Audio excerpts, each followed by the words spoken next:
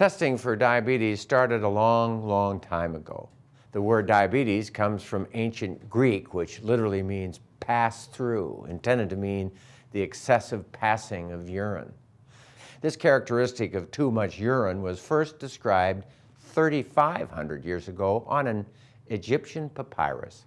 About 1,900 years ago, Roman physician Galen called it diarrhea of the urine. The reason for so much passing of urine with diabetes mellitus is because high levels of sugar in the blood overwhelm the kidney's ability to keep sugar out of the urine. Like a dam on a river, sugar spills over the dam into the urine when sugar gets too high in the blood.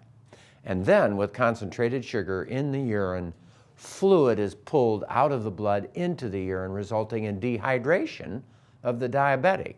Indeed, the name diarrhea of the urine seems appropriate. About 2,500 years ago, someone noted flies were attracted to the urine of diabetics.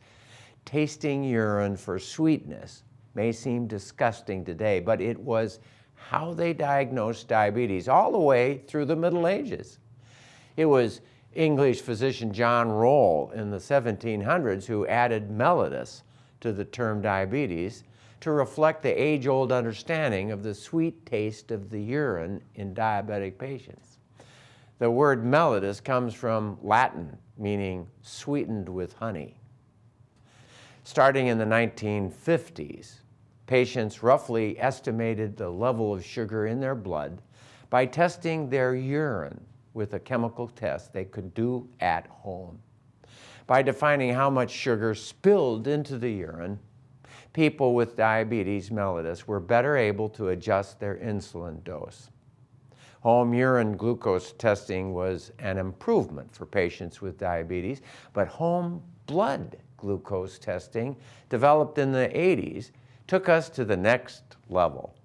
Patients could finally know when sugars were too low, not just too high. Another great improvement in monitoring sugar in people with diabetes was the discovery of the hemoglobin A1C blood test. The hemoglobin molecule within red blood cells becomes more sugarized, the scientific word is glycosylated, when it has extended exposure to higher levels of sugar.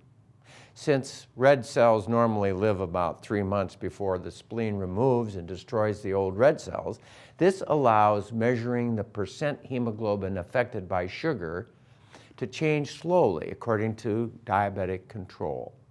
The hemoglobin A1C levels give a 3-month average blood sugar, which gives you and your care provider a good measure about how well you're controlling your diabetes over time.